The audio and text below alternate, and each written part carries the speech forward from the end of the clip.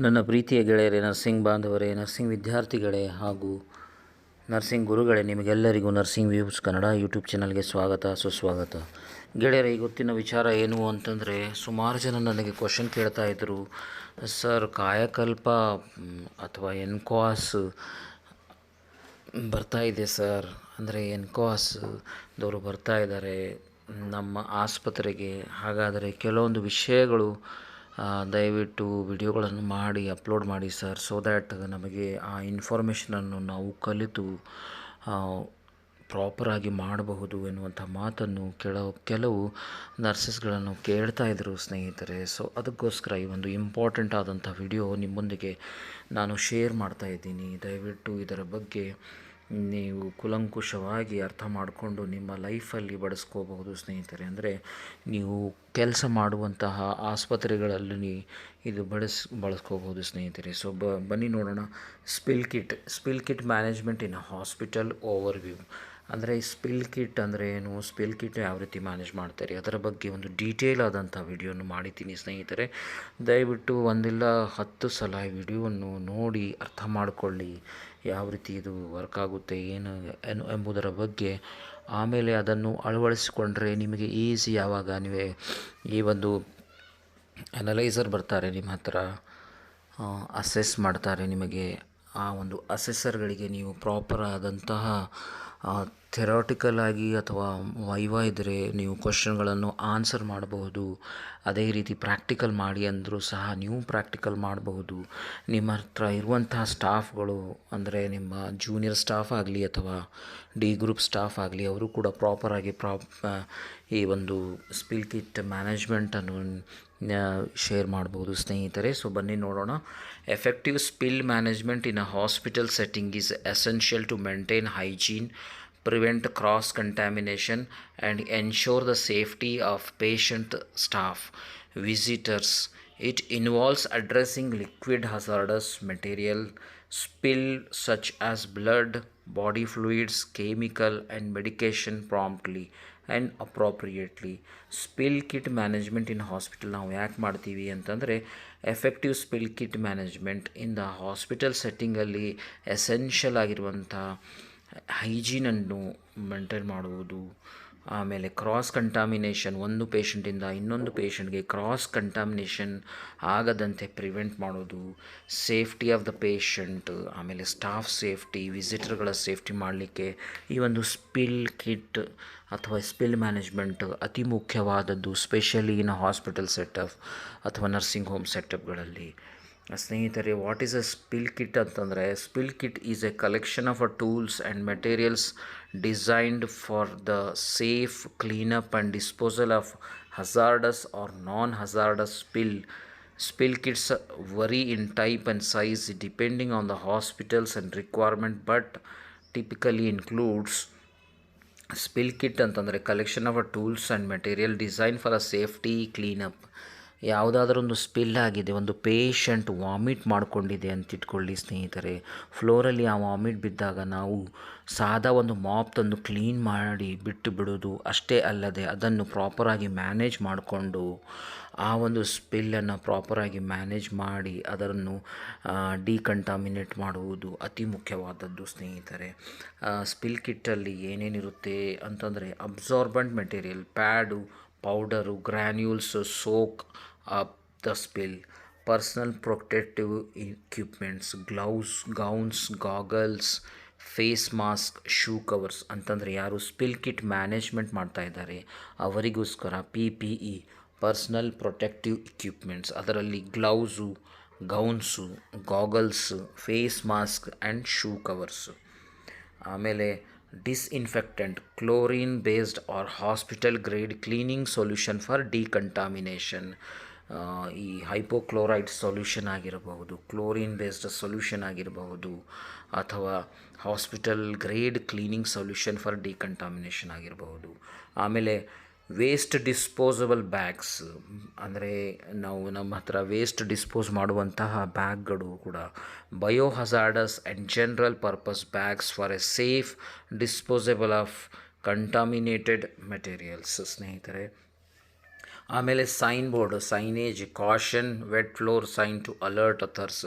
ನಾವು ಯಾವಾಗ ಈ ಒಂದು ಪ್ರೊಸೀಜರ್ ಮಾಡ್ತಾ ಇದ್ದೀವಿ, ನಮ್ಮ ಹತ್ರ ಇಕ್ವಿಪ್ಮೆಂಟ್ಗಳನ್ನು ನಾವು ಹಾಕ್ಕೊಂಡಿದ್ದೀವಿ, gloves, mask, face mask, shoe covers, gown ಎಲ್ಲ ಹಾಕ್ಕೊಂಡು ಮಾಡ್ತಾ ಇದ್ದೀವಿ. ಡಿಕಂಟಾಮಿನೇಷನ್ ಹಾಸ್ಪಿಟಲ್ ಗ್ರೇಡ್ ಸೊಲ್ಯೂಷನ್ ತೊಗೊಂಡಿದ್ದೀವಿ, ಕ್ಲೋರಿನ್ ಸೊಲ್ಯೂಷನ್ ತೊಗೊಂಡಿದ್ದೀವಿ, XYZ ಸೊಲ್ಯೂಷನ್ ತೊಗೊಂಡು ನಾವು ಡಿಕಂಟಾಮಿನೇಟ್ ಮಾಡ್ತಾ ಇರುವಾಗ ಯಾರೇ ಒಬ್ಬ ವ್ಯಕ್ತಿ ಹೊರಗಿಂದ ಒಳಗಡೆ ಪೇಷಂಟ್ ಅಭಿಭಾವಕರಾಗಿರ್ಬೋದು, ಬಾಯಿ ಸ್ಟ್ಯಾಂಡರ್ಡ್ ಆಗಿರಬಹುದು, ಅವ್ರು ಆಲ್ ಆಫ್ ಸಡನ್ ಆ ಕಡೆ ಬಂದಾಗ ಸ್ಲಿಪ್ಪರ್ ಇದ್ದು ಅವರಿಗೆ ಯಾವುದೇ ಅವಘಡ ಆಗಬಾರ್ದು ಅಂತ ಹೇಳಿಬಿಟ್ಟು ನಾವು ಕಾಷನ್ ಬೋರ್ಡ್ ಹಾಕುವುದು ಕೂಡ ಅತಿ ಮುಖ್ಯವಾದಂತಹ ಕೆಲಸ ಸ್ನೇಹಿತರೆ. Signage to alert others, instruction manual, step by step guide on managing spill safety. Step by step ಈ guide on managing spill safety. Procedure to follow if there is a spillage at the patient bedside ಏನಾದರೂ spillage ಇದ್ದರೆ assess the situation. ಮೊದಲು assess ಮಾಡಿಕೊಳ್ಳಿ ಏನಿದೆ ಅಂತ ಹೇಳಿಬಿಟ್ಟು. Identify the type of spill, ಯಾವ spill ಆಗಿದೆ, ಬ್ಲಡ್ ಸ್ಪಿಲ್ ಆಗಿದೆ ಅಥವಾ ಫ್ಲೂಯಿಡ್ ಸ್ಪಿಲ್ ಆಗಿದೆ, ಕೆಮಿಕಲ್ ಸ್ಪಿಲ್ ಆಗಿದೆ ಅಥವಾ ಹಜಾರ್ಡಸ್ ಸಬ್ಸ್ಟೆನ್ಸಸ್ ಇದೆ ಎನ್ನುವುದರ ಬಗ್ಗೆ ಅಸೆಸ್ಮೆಂಟ್ ಮಾಡಿಕೊಳ್ಳಿ. ವಾಲ್ಯೂಮ್ ಎಷ್ಟಿದೆ, ರಿಸ್ಕ್ ಲೆವೆಲ್ ಎಷ್ಟಿದೆ, example infectious material or toxic chemical ಇದ್ದಾವ ಅಥವಾ ಜಸ್ಟ್ ಬ್ಲಡ್ ಸ್ಪಿಲ್ ಇದೆ ಅಥವಾ ಬಾಡಿ ಫ್ಲೂಯಿಡ್ ಇದೆ ಅನ್ನೋದರ ಬಗ್ಗೆ ನೋಡಿಕೊಳ್ಳಿ ಸ್ನೇಹಿತರೆ. Ensure the patient and other nearby are safe, ಎಲ್ಲರೂ ಸೇಫ್ ಇದ್ದಾರಾ ಇಲ್ಲ ಎನ್ನುವುದರ ಬಗ್ಗೆ ಎನ್ಶೋರ್ ಮಾಡಿಕೊಳ್ಳಿ. Second point, secure the area, ಆ ಒಂದು ಈ ಪರ್ಟಿಕ್ಯುಲರ್ ಏರಿಯಾ ಸೆಕ್ಯೂರ್ ಮಾಡಿಕೊಳ್ಳಿ. Restrict access to the area to prevent accidental exposure or slips. ಯಾರಾದರೂ ವ್ಯಕ್ತಿ ಅಲ್ಲಿಂದ ದಾಟು ಹೋಗುವಾಗ ಸ್ಲಿಪ್ಪಾಗಿ ಬಿದ್ದು ಬಿಡುವುದು ಅಥವಾ ಮತ್ತೊಂದು ಆಗುವುದನ್ನು ತಡೆಗಟ್ಟುವುದು ಕೂಡ ಅತಿ ಅವಶ್ಯಕವಾಗಿರುವಂಥದ್ದು. ಇನ್ಫಾರ್ಮ್ ರಿಲಿವೆಂಟ್ ಸ್ಟಾಫ್, ಆ ಪರ್ಟಿಕ್ಯುಲರ್ ಸ್ಟಾಫನ್ನು ಇನ್ಫಾರ್ಮ್ ಮಾಡಿ. ನರ್ಸ್ ಇನ್ಚಾರ್ಜ್ ಆಗಲಿ ಅಥವಾ ಇನ್ಫೆಕ್ಷನ್ ಕಂಟ್ರೋಲ್ ಟೀಮ್ ಅಥವಾ ICN ಯಾರಿದ್ದಾರೆ ನಿಮ್ಮ ಆಸ್ಪತ್ರೆಯಲ್ಲಿ. ಚಿಕ್ಕ ಆಸ್ಪತ್ರೆಯಲ್ಲಿ ಬಹುಶಃ ಕೆಲವೊಂದೇ ಸ್ಟಾಫ್ ಇರೋದ್ರಿಂದ ಅಲ್ಲಿ ಒಂದು ಪರ್ಟಿಕ್ಯುಲರ್ ಆದಂಥ ಈ ಒಂದು ಇನ್ಫೆಕ್ಷನ್ ಕಂಟ್ರೋಲ್ ನರ್ಸ್ ಇರಲಿಕ್ಕಿಲ್ಲ. ಆ ಪಾಯಿಂಟ್ ಆಫ್ ಟೈಮಲ್ಲಿ ನಿಮ್ಮ ನರ್ಸ್ ಇನ್ಚಾರ್ಜ್ ಯಾರಿದ್ದಾರೆ ಅವರಿಗೆ ನೀವು ಇನ್ಫಾರ್ಮೇಷನ್ ಕೊಡಬಹುದು. ಪ್ರಿಪೇರ್ ಫಾರ್ ಕ್ಲೀನಪ್, ಆಮೇಲೆ ಪ್ರಿಪೇರ್ ಮಾಡ್ಕೊಳ್ಳಿ ಕ್ಲೀನಪ್ ಮಾಡಲಿಕ್ಕೆ. Gather the appropriate spill kit based on the type of the spill. Gather the appropriate spill kit ತೊಗೊಳ್ಳಿ, ಎಷ್ಟು ಇದೆ ಯಾವೊಂದು ಸ್ಪಿಲ್ ಅಂತ ಹೇಳಿಬಿಟ್ಟು. ವೇರ್ PPE ವೇರ್ ಮಾಡ್ಕೊಳ್ಳಿ. ಕ್ಯಾಪ್ ಇದೆ, ಮಾಸ್ಕ್ ಇದೆ, ಗೌನ್ ಇದೆ, ಗ್ಲೌಸ್ ಇದ್ದಾವೆ, ಗಾಗಲ್ಸ್ ಇದ್ದಾವೆ, ಆಮೇಲೆ ಶೂ ಕವರ್ಸ್ ಇದೆ. Next, contain the spill, use absorbent material to contain and soak up the liquid.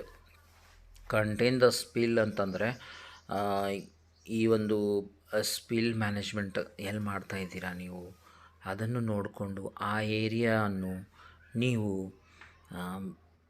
Contain ಮಾಡಿಕೊಳ್ಳಿ. ಆಮೇಲೆ ನಿಮ್ಮ ಹತ್ರ ಇರುವಂಥ ಅಬ್ಸಾರ್ಬೆಂಟ್ ಯಾವುದಿದ್ರೆ ಪೇಪರು ಅಥವಾ ಸ್ಪಂಜು ಏನಾದಿದ್ರೆ ಅದರಲ್ಲಿ ಕವರ್ ಮಾಡಿಕೊಳ್ಳಿ.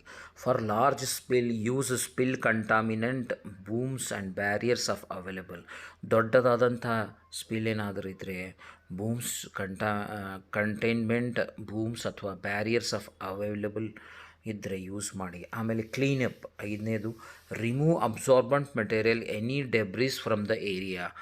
ಪ್ರಾಪರಾಗಿ ಥರೋ ಆಗಿ ಅದನ್ನು ನಾವು ಏನಾದರೂ ಒಂದು ಪೇಪರ್ ಅಥವಾ ಅಬ್ಸಾರ್ಬೆಂಟ್ ಹಾಕಿರ್ತೀವಿ ಅದನ್ನು ಪ್ರಾಪರಾಗಿ ಕ್ಲೀನ್ ಮಾಡ್ಕೊಳ್ಳಿ.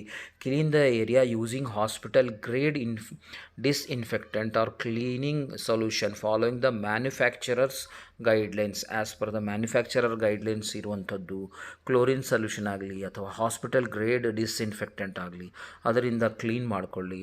ಆಮೇಲೆ for infection material use the chlorine based disinfectant 1:10 dilution for blood spill. Chlorine based ಏನಾದರೂ ಸೊಲ್ಯೂಷನ್ ನಿಮ್ಮ ಹತ್ರ ಇದ್ದರೆ ಬಹುಶಃ ಔಟ್ ಆಫ್ 99% ಹಾಸ್ಪಿಟಲ್ಗಳಲ್ಲಿ ಕ್ಲೋರಿನ್ ಬೇಸ್ಡ್ ಸೊಲ್ಯೂಷನ್ ಇರುತ್ತೆ. ಅದನ್ನು 1:10 ಅನ್ನು ಡೈಲ್ಯೂಟ್ ಮಾಡಿಕೊಂಡು ಬ್ಲಡ್ ಸ್ಪಿಲ್ಗೋಸ್ಕರ ನೀವು ಕ್ಲೋರಿನ್ ಬೇಸ್ಡ್ ಸೊಲ್ಯೂಷನ್ ಕೂಡ ಯೂಸ್ ಮಾಡಬಹುದು ಸ್ನೇಹಿತರೆ. ಡಿಕಂಟಾಮಿನೇಟ್ ಆ್ಯಂಡ್ ಡಿಸ್ಪೋಸ್, ಆಮೇಲೆ ಡಿಕಂಟಾಮಿನೇಟ್ ಆದಮೇಲೆ ಡಿಸ್ಪೋಸ್ ಮಾಡೋದು. Place all the contaminated material absorbent PPE in biohazard waste bags.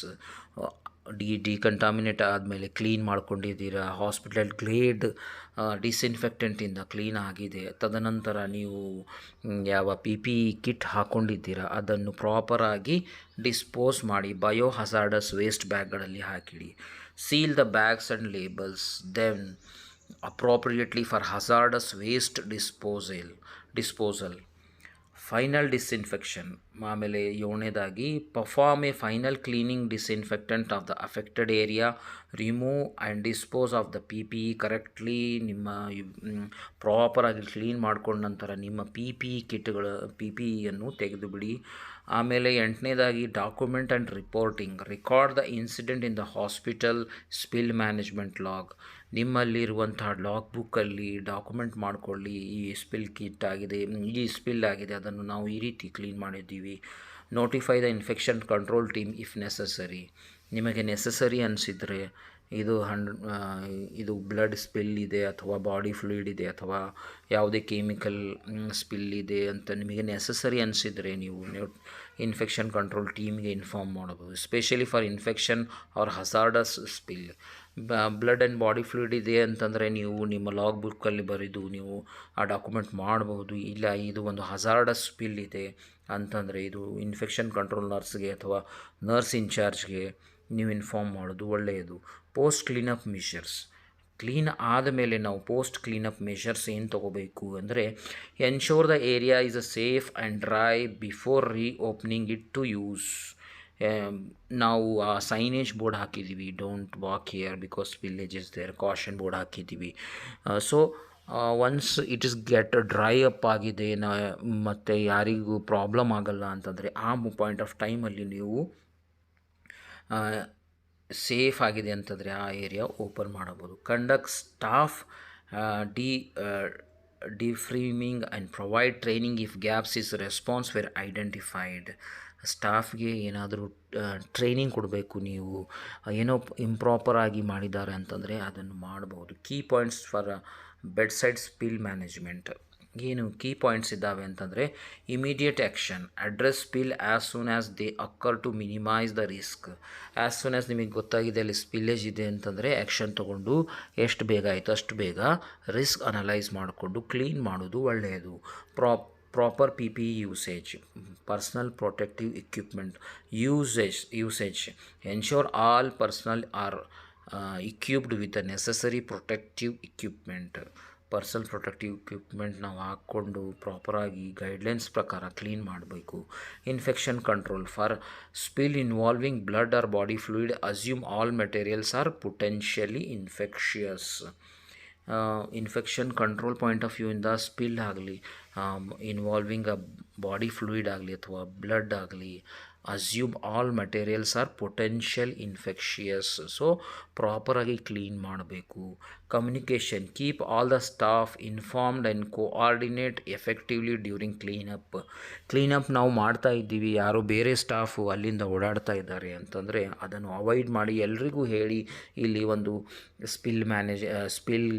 ಸ್ಪಿಲ್ಲೇಜ್ ಆಗಿದೆ, ಅದನ್ನು ಮ್ಯಾನೇಜ್ ಮಾಡಲಿಕ್ಕೆ ನಾವು ಸ್ಪಿಲ್ ಕ್ಲೀನಪ್ ಮಾಡ್ತಾ ಇದ್ದೀವಿ ಅನ್ನೋದನ್ನು ನೀವೆಲ್ಲರಿಗೂ ಇಂಟಿಮೇಟ್ ಮಾಡಿ. Training and awareness.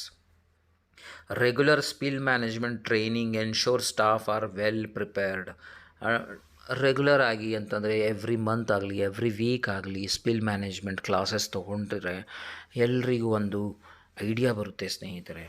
Adhering to this procedure ensure a safe, hygienic environment, reducing risk associated with spill incident in a hospital settings.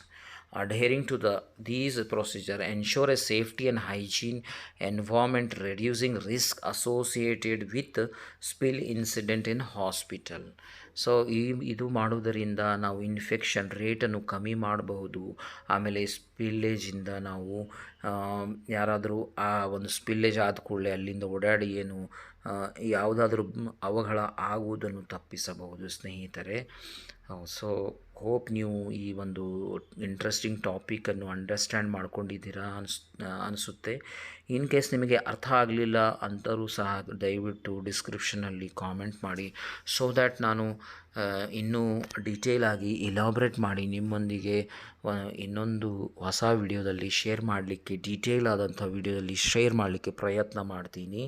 ಅದೇ ರೀತಿ ಇದನ್ನು ಒಂದಲ್ಲ ಎರಡು ಸಲ ನೋಡಿ ಸ್ನೇಹಿತರೆ, ಸೊ ದ್ಯಾಟ್ ಸ್ಪಿಲ್ ಮ್ಯಾನೇಜ್ಮೆಂಟ್ ಯಾವ ರೀತಿ ನಾವು ಹಾಸ್ಪಿಟಲಲ್ಲಿ ಮಾಡಬಹುದು ಎನ್ನುವುದರ ಬಗ್ಗೆ ನಿಮಗೆ ಒಂದು ಡೀಟೇಲ್ ತಿಳಿದುಕೊಳ್ಳಬಹುದು.